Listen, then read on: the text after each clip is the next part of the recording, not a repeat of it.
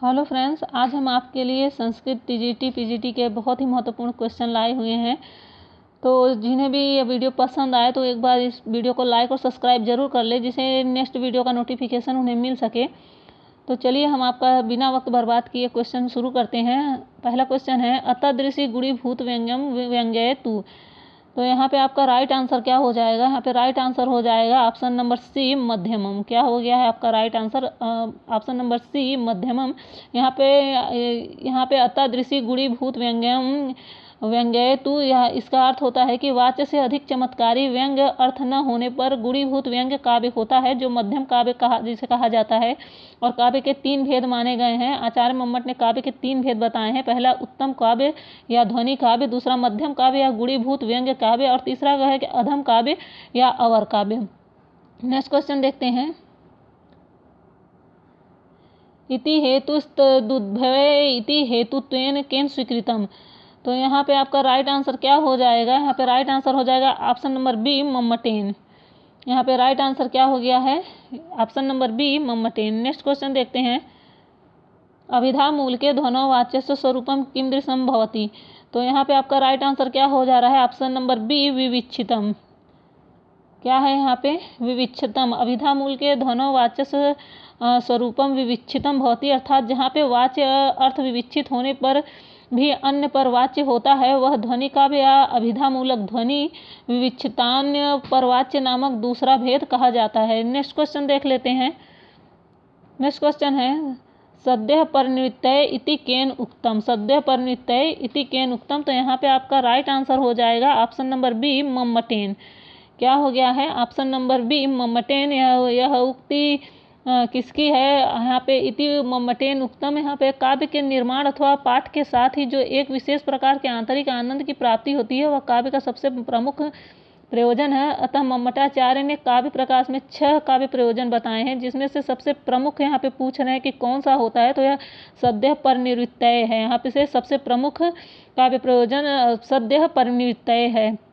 Next question है, अभिज्ञान शाकुंतले परित्यागांतर शकुंतला कुत्र निवसत। तो यहाँ पे आपका राइट आंसर हो जाएगा ऑप्शन नंबर डी मारीचाश्रमे। मारीचाश्रमे जब दुष्यंत ने शकुंतला का परित्याग कर दिया था, तब वह शकुंतला मारीच के आश्रम में, महर्षि मारीच के आश्रम में निवास कर रही थी। नेक्स्ट क्वेश्चन देख लेते हैं। अभिज्ञान शाकुंतले अहो चेष्टा प्रतिरूपिका कामी जनो वृत्ति कस्य में उक्ति। तो यह उक्ति किसकी थी? तो यहाँ पे आपका राइट आंसर क्या हो जाएगा? Option number B. यहाँ पे राइट आंसर हो गया ऑप्शन नंबर बी दुष्यंतस्य। यह उक्ति किसकी थी? तो यह उक्ति दुष्यंत की थी। और यह इसका अर्थ होगा कि अहो कामी जनों की मनोवृत्ति उसकी चेष्टाओं के अनुकूल हुआ करती है। यह किसकी उक्ति थी? तो यह राजा दुष्यंत की उक्ति थी।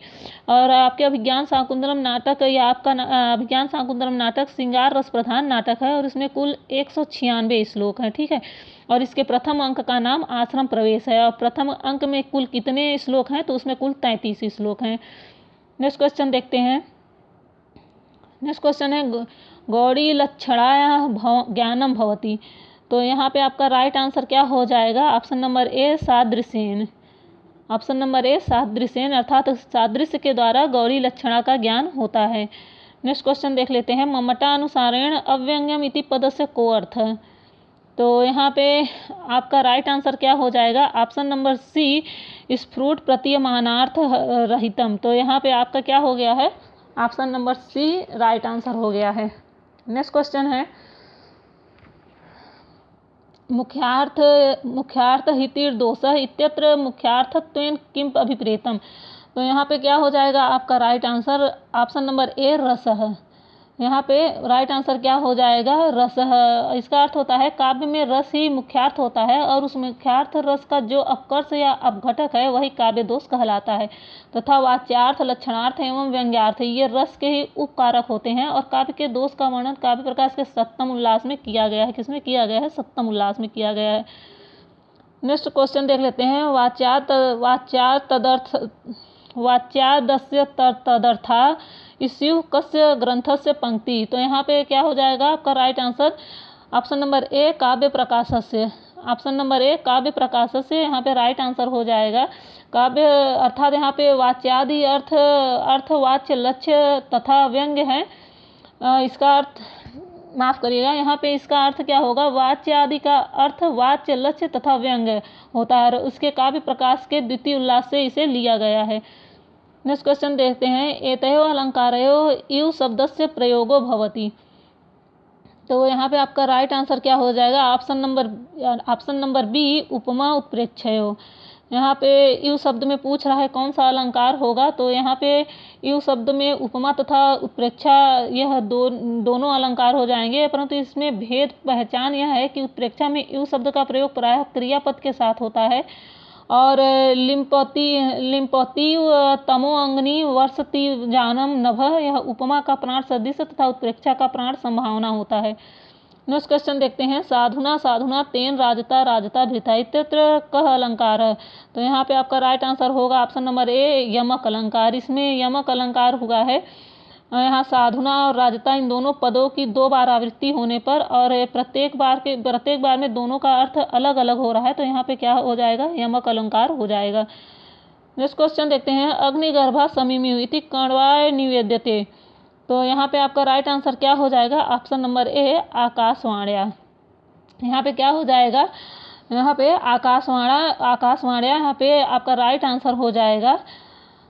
यहाँ पे अग्निगर्भा समीम्यु यह वाक्य प्रियंवदा के द्वारा अनसुईया को बताया जा रहा है और यह अग्निगर्भा समीम्यु यह वाक्य कर्ण को आकाशवाणी के द्वारा निवेदित बताया जाता है, अर्थात कर्ण को आकाशवाणी के द्वारा शकुंतला के गर्भवती होने का पता चलता है। तो यहाँ पे ये दुष्यंते नाहितम तेजो दधानाम भूतये भुवा अवेहि तनयाम अग्निगर्भा समीम्यु। तो यह अग्निगर्भा समीम्यु यह वाक्य प्रियंवदा के द्वारा अनसुईया को बताया जा रहा है यहाँ पे। नेक्स्ट क्वेश्चन देखते हैं, रसः उत्पद्यते मतमम अस्ति।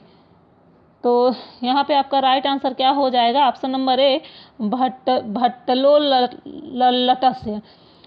यहाँ पे क्या हो गया है, भट्टलो लट्टस्य। यहाँ पे आपका ऑप्शन नंबर ए राइट आंसर हो जा रहा है। इनके मत में विभाव अनुभाव आदि के संयोग से अनुकार्य राम आदि में इसकी उत्पत्ति होती है, अतः स्थायी भाव के साथ विभाव का संयोग होने पर उत्पाद्य उत्पादक भाव, अनुभाव के साथ संयोग होने पर गम्य गमक भाव और व्यभिचारी भाव के साथ संयोग होने पर पोषक पोशाक यहाँ पे भाव संबंध हो जाता है। नेक्स्ट क्वेश्चन देखते हैं, तर्क भाषानुसारम प्रमाणानि कति विधानि। तो यहाँ पे आपका राइट आंसर क्या हो जाएगा, ऑप्शन नंबर बी चतुर्विधानि। तर्क भाषा के अनुसार प्रमाण के 4 भेद बताए गए हैं, पहला प्रत्यक्ष, दूसरा अनुमान, तीसरा उपमान और चौथा शब्द।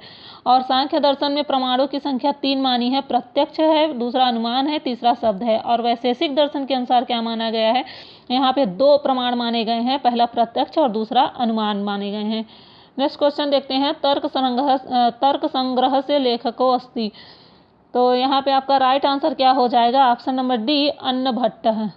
क्या हो गया है, अन्नभट्ट राइट आंसर हो गया है। नेक्स्ट क्वेश्चन देखते हैं, तर्क भाषा कारण से लक्षणम किम प्रदत्तम।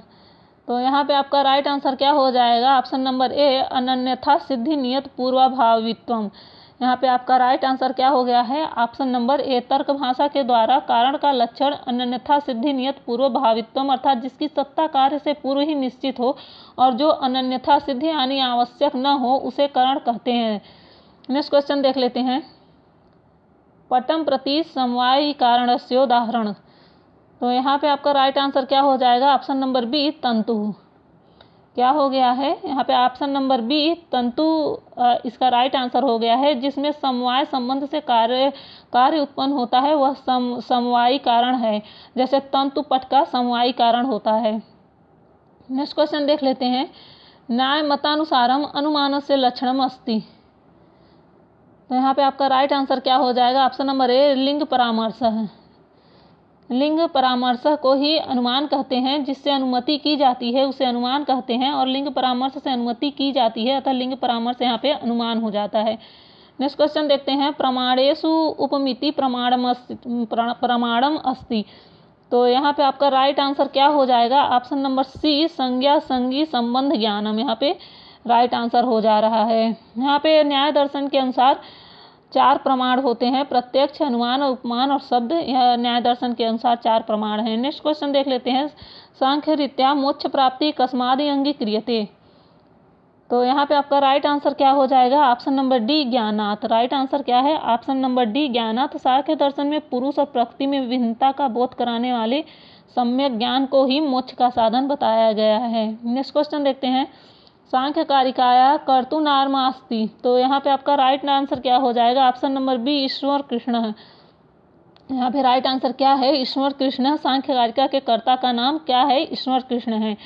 और कपिल सांख्य दर्शन के आदि प्रवर्तक हैं तथा वाचस्पति मिश्र सांख्य तत्व कौमुदी के कर्ता हैं। नेक्स्ट क्वेश्चन देख लेते हैं। सांख्य दर्शने पुरुषः अस्ति। तो यहाँ पे आपका राइट आंसर क्या हो जाएगा? यहाँ पे राइट आंसर हो जाएगा ऑप्शन नंबर डी, न प्रकृति न विकृति। क्या हो गया है? न प्रकृति न विकृति। सांख्य दर्शन कृत आचार्य ईश्वर कृष्ण ने पुरुष को न प्रकृति और न विकृति बताया है। नेक्स्ट क्वेश्चन देखते हैं। नेक्स्ट क्वेश्चन है, सत्कार्यवादस्य सिद्धि कस्मान् भवति। सत्कार्यवादस्य सिद्धि कस्मान् न भवति। तो यहाँ पे आपका राइट आंसर क्या हो जाएगा? यहाँ पे आपका राइट आंसर हो जाएगा ऑप्शन नंबर ए, सदकरणात्। ऑप्शन नंबर ए क्या हो गया है? सदकरणात्। यहाँ पे राइट आंसर हो जाएगा। अर्थात सत्कार्यवाद की सिद्धि सदकरणात् नहीं होती है, क्योंकि यहाँ पे सत्करणात् सत्कार्यवाद की सिद्धि नहीं करता है। नेक्स्ट क्वेश्चन देख लेते हैं। मूल प्रकृति प्रधानस्य वा गुणमस्ति। तो यहाँ पे आपका राइट आंसर क्या हो जाएगा? ऑप्शन नंबर डी यहाँ पे राइट ऑप्शन हो जाएगा, सामान्यवत्यम। मूल प्रकृति प्रधानस्य वा सामान्यतम गुणम अस्ति। अर्थात मूल प्रकृति का गुण सामान्यतम है। इसका विवेचन सांख्य दर्शन में किया गया है।